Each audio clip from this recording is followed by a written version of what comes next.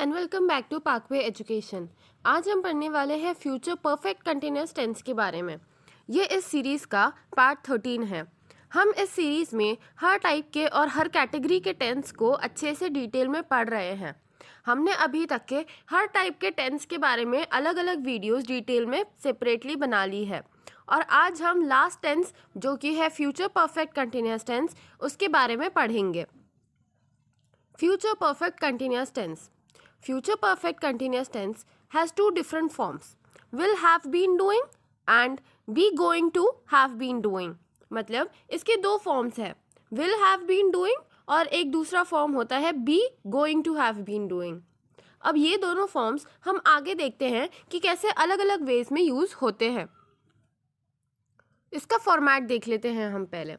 जब भी हम फ्यूचर परफेक्ट कंटिन्यूअस टेंस में बात करते हैं तो किसी भी सेंटेंस का जो कंस्ट्रक्शन होता है वो एक जैसा ही होता है। पहले इज, एम या आर आता है, उसके बाद में गोइंग टू हैव बीन आता है। हमने ये डिस्कस करा था कि अलग अलग सब्जेक्ट्स के साथ में हम इज लगाते हैं या एम लगाते हैं या आर लगाते हैं, तो उसी के अकॉर्डिंग सब्जेक्ट के ही अकॉर्डिंग हम एम, इज या आर लगाएंगे। उसके बाद में गोइंग टू हैव बीन लगाएंगे और लास्ट में प्रेजेंट पार्टिसिपल लगाएंगे। अब हम देखते हैं कि हम इस एम और आर कैसे कैसे अलग अलग फॉर्म्स में लगा सकते हैं। तो जब हम इस एम या आर यूज़ करते हैं तो हम उससे टू बी फॉर्म भी बोलते हैं। टू बी फॉर्म में ही आता है कि हम इज लगाते हैं या एम लगाते हैं या आर लगाते हैं। तो चलिए अब हम देख लेते हैं इज, एम और आर का यूसेज। तो यहाँ पे जैसे कि जो फर्स्ट कॉलम है उसमें हमने अपने सब्जेक्ट्स लिख के रखे हैं, I, you, we, they, he, she, it, ये सारे हमारे सब्जेक्ट्स होते हैं। तो हम अलग अलग सब्जेक्ट्स के साथ में अलग अलग चीज़ें यूज़ करते हैं, मतलब अलग अलग टू बी फॉर्म यूज़ करते हैं। इज, एम और आर जो है वो हमारे टू बी फॉर्म है। तो हम अलग अलग सब्जेक्ट्स के साथ में एम, आर या इज का यूज़ करते हैं।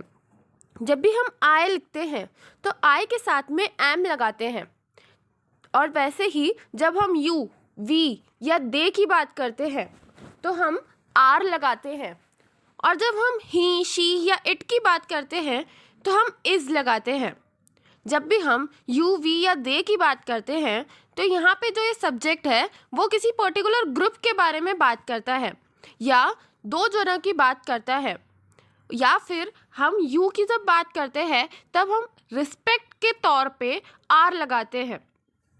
इसीलिए जब भी हम आई यूज़ करते हैं तो उसके साथ हमेशा एम लगाते हैं, यू, वी, दे के साथ में आर लगाते हैं और ही, शी, इट के साथ में इज लगाते हैं। ये बातें हमेशा हमें याद रखनी चाहिए। अब हम देखते हैं फ्यूचर परफेक्ट कंटिन्यूअस टेंस हम अलग अलग टाइप के सेंटेंसेस में कैसे यूज़ कर सकते हैं। सबसे पहले तो हम टाइप्स ऑफ सेंटेंसेस देख लेते हैं। तो there are 3 types of sentences, negative, positive और क्वेश्चनिंग। अगर हम किसी से कोई क्वेश्चन पूछते हैं तो वो एक क्वेश्चनिंग टाइप का सेंटेंस हुआ। अब सामने वाला अगर वो आंसर करेगा तो या तो वो हाँ के फॉर्म में करेगा या तो ना के फॉर्म में करेगा। अगर वो हाँ के फॉर्म में आंसर करता है तो वो एक पॉजिटिव टाइप ऑफ सेंटेंस होगा। अगर वो ना के फॉर्म में आंसर करता है तो ये एक नेगेटिव टाइप ऑफ सेंटेंस होगा। तो इसीलिए हमने देखा कि there are 3 types of sentences, positive, negative और क्वेश्चनिंग। पॉजिटिव में हाँ का इम्पैक्ट होता है, नेगेटिव में ना का इम्पैक्ट होता है, और क्वेश्चनिंग टाइप में हम किसी से कुछ क्वेश्चन पूछते हैं। For example, you are going to have been waiting for more than 2 hours when her plane finally arrives. I know ये थोड़ा लंबा सेंटेंस है, पर क्योंकि हम टेंसेस के लास्ट वीडियो तक के आ गए हैं तो अब आपको लंबे लंबे सेंटेंसेस प्रैक्टिस करने की ज़रूरत है। तो ये हमारा कौन सा सेंटेंस हुआ, ये आप डिफाइन करके बताना। Are you going to have been waiting for more than 2 hours when her plane finally arrives. ये हम एक क्वेश्चन पूछ रहे हैं, क्या तुम 2 घंटे तक के वेट करोगे जब तक कि उनका प्लेन आएगा। ये एक क्वेश्चनिंग टाइप ऑफ सेंटेंस है। और जो लास्ट वाला सेंटेंस है, you are not going to have been waiting for more than 2 hours when her plane finally arrives, ये एक नेगेटिव टाइप का सेंटेंस है। क्यों?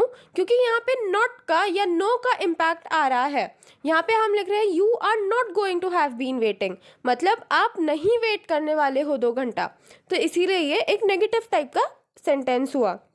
सिमिलरली जो पहला सेंटेंस है मैं आपको बता देती हूँ कि वो वाला एक पॉजिटिव सेंटेंस है। क्यों? क्योंकि वो एक जनरल सा सेंटेंस है, उसमें हाँ का इम्पैक्ट आ रहा है। उसमें हम ये बता रहे हैं कि हो सकता है कि आप 2 घंटे वेट करें जब तक कि उनका प्लेन आएगा।